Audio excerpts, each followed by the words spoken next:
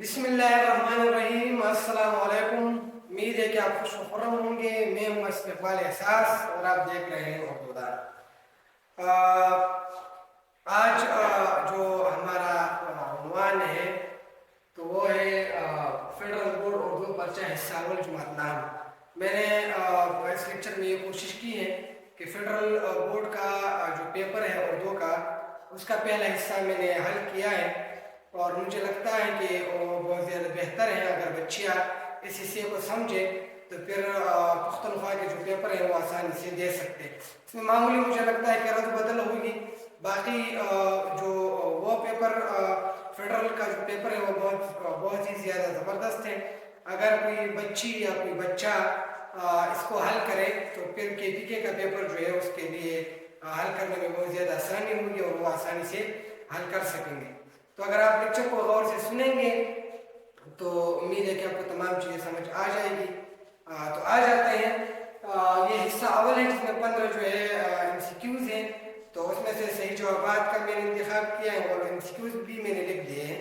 تو یہی MCQs ہوں گے، اس میں تھوڑی سی رد و بدل جو ہے وہ کی جا سکتی ہے۔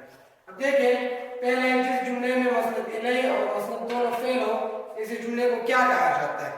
یعنی جب اس میں فاعل ہو اور جو ہے اس میں فعل ہو تو پھر اس کو کیا کہیں گے؟ تو ظاہر ہے کہ اگر کسی جملے میں فاعل ہے اور فعل ہے تو اس کو جملہ فعلیہ کہا جاتا ہے۔ جب مثلاً الیہ اور مثلاً دونوں فعل ہو تو اس جملے کو فعلیہ کہا جاتا ہے۔ تو جملہ اسمیت نہیں ہو سکتا، حکمیہ بھی نہیں ہو سکتا، تو لازمی ہے کہ فعلیہ ہو سکتا ہے، تو اس کا جواب ہے جملہ فعلیہ۔ دوسرا دیکھیں، ہرا ذہین ہے۔ سب سے پہلے ہم نے جملے کو دیکھنا ہے کہ ہرا ذہین ہے، یہ جملے فعلیہ ہے یا اسمیہ ہے۔ اگر اس میں کوئی فعل ہے تو پھر یہ فعلیہ ہے، اگر اس میں کوئی فعل نہیں ہے تو پھر یہ اسمیہ ہے۔ اب دیکھیں، ہرا ذہین ہے، یہ اسمیہ جملہ ہے۔ اس جملے میں ہرا قواعد کی روح سے کیا ہے؟ تو اسمیہ جملے کے جو ابتدا میں اسم ہوتا ہے اس کو مبتدا کہتے ہیں، اس کا جواب ہے مبتدا۔ تو اس میں آپشن ہوتے ہیں، جیسے اس کو مسند الیہ، مبتدا، فعل ناقص، فعل، اس طرح کے جو ہے آپشنز آپ کو دیے جائیں گے، لیکن صحیح جواب جو ہے مبتدا ہے۔ اچھا، تیسرا دیکھیں، میرا بھائی کس قسم کا مرکب ہے؟ اب میرا بھائی، اب تو یہ پورا جملہ تو نہیں ہے میرا بھائی اچھا ہے، میرا بھائی بھورا ہے، تو یہ جب کسی ایسے الفاظ اور لفظوں کا ایسا مجموعہ ہو جس سے پورا مطلب نہ نکلتا ہو تو اس کو ہم کہتے ہیں مرکب ناقص۔ یہ مرکب ناقص ہے۔ چوتھا دیکھیں، لفظ بیت ایک زمانی لفظ ہے، صحیح معنی کا انتخاب کیجئے۔ بیت جو ہے یہ ضروری نہیں ہے کہ آپ کو بیت دیا جائے، ہو سکتا ہے آپ کو دام دیا جائے، ہو سکتا ہے آپ کو ہار دیا جائے، تو آپ اس کے صحیح معنی کا انتخاب کریں۔ تو اس میں ایک دیا تھا مصرع اور شعر، گھر اور مسجد، اس طرح کے۔ تو اس کا بیت جو ہے وہ گھر کو بھی کہتے ہیں اور بیت جو ہے وہ شعر کو بھی کہتے ہیں، تو اس کا صحیح جواب ہے گھر اور شعر، یعنی شعر جو شاعری میں ہوتا ہے۔ پانچواں کہ وہ لفظ جو مجازی معنوں میں استعمال ہو اسے قواعد کی اعتبار سے کیا کہیں گے؟ تو نہ تشبیہ ہے، نہ کنایہ ہے، نہ مجاز مرسل ہے، اس کو ہم استعارہ کہتے ہیں۔ اچھا،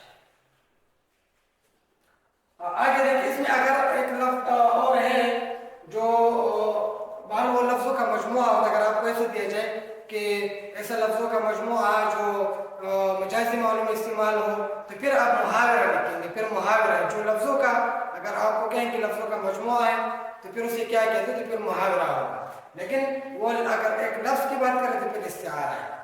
اچھا، مبتدا، خبر اور فعل ناقص کس کے اجزاء ہیں؟ اس کا آپ یہاں دیکھیں، یہ مبتدا ہے، یہ خبر ہے، یہ فعل ناقص ہے، تو ظاہر ہے کہ وہ جملہ اسمیہ کے اجزاء ہیں، تو صحیح جواب ہے جملہ اسمیہ۔ اب آگے دیکھیں، کس نوعیت کی تقریر کی کارروائی تحریر کرنے کو کیا کہتے ہیں؟ کسی نوعیت کی تقریر کی کارروائی تحریر کرنے کو کیا کہتے ہیں؟ جب ہم کسی تقریر کی کارروائی جو ہے وہ لکھتے ہیں اپنے الفاظ میں، اس کا احوال لکھتے ہیں تو اس کو کہتے ہیں رودار۔ اس میں آپ کو دیا جا سکتا ہے کہ اس کو خط کہتے ہیں، درخواست کہتے ہیں، مضمون کہتے ہیں، لیکن صحیح جواب ہے رودار۔ اچھا، ڈرامہ کی اصل یونیلف ڈراؤ ہے، اس کے کیا معنی ہے؟ اس کے معنی ہے کر کے دکھانا۔ اس کے بہت سارے وہ آپ کو آپشن دیے جا سکتے ہیں، لیکن صحیح معنی ہے کر کے دکھانا۔ اچھا، آس، ماس، گاس جیسے الفاظ شعری اصطلاح میں کیا کہلائیں گے؟ تو اگر ایسے الفاظ جن کے آخر کی آوازیں ایک دوسرے سے ملتی ہو تو نہ تو ردیف ہوتے ہیں، نہ جو ہے وہ شعر ہوتا ہے، نہ وہ مصرع ہوتا ہے، تو لازمی ہے کہ وہ قافیہ ہوتے ہیں، تو ایسے شعر اصطلاح میں اس کو قافیہ کہتے ہیں۔ اب آ جائے 10 نمبر پر کہ ایسی نظم جس کے ہر بند میں 5 نسلیاں ہوں کیا کہلاتی ہیں؟ ہمارے پاس نظم کی بہت ساری قسمیں ہوتی ہیں، جیسے کہ مسدس ہے، مخمس ہے، ترجیباً ہے، ترجیباً ہے، آزاد نظم ہے، بہت ساری ہیں۔ تو ایسی نظم اگر اس کے ہر بند میں 5 مصرے ہوں تو اس کو کہتے ہیں مخمس۔ آپ کو بہت سارے آپشن دیے جا سکتے ہیں لیکن صحیح جواب ہے مخمس۔ اچھا، ایسی نظم جس کے ہر بند میں ٹیپ کا مصرع یا شعر بار بار دہرایا جاتا ہے کیا کہلاتی ہے؟ یعنی ایسی نظم جس کے آخر میں ایک مصرع بار بار آ جاتا ہے تو اس کو کیا کہتے ہیں؟ آپ کو بہت سارے آپشن دیے جا سکتے ہیں، جیسے کہ ترکیب بند آپ کو دیا جا سکتا ہے، ترجیح بند دیا جا سکتا ہے، آزاد بند دیا جاتا ہے، سالب دیا جا سکتا ہے، تو اس کا صحیح جواب ہے ترجیح بند۔ صحیح؟ اچھا، بار آپ کو دیکھیں، سوکھے ہوئے پتوں کو دیکھ کر دیش منہ کو آتا ہے، روزمرہ و ماہر کے اصولوں کو مد نظر رکھتے ہوئے درست لفظ کا انتخاب کر کے جملہ مکمل کیجیے۔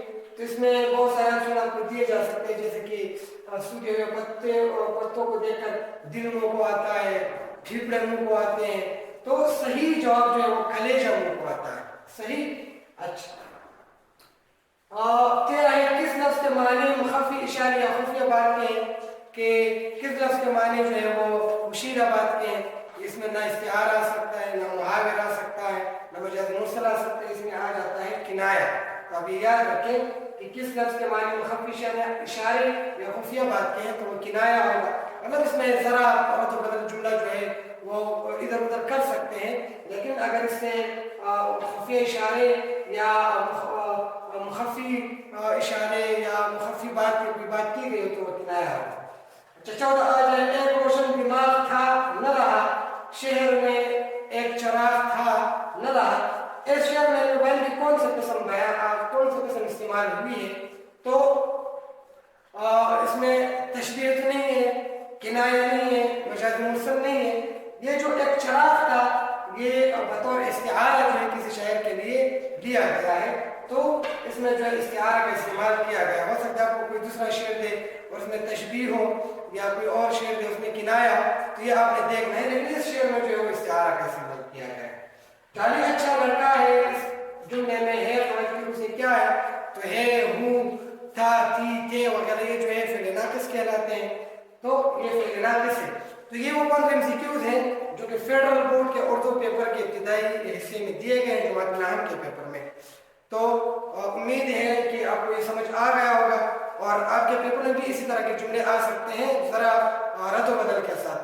ہم کوشش کریں گے کہ اگلے لیکچر میں ہم اس پیپر کا دوسرا حصہ حل کریں۔ تب تک خیر و آباد سے اللہ حافظ۔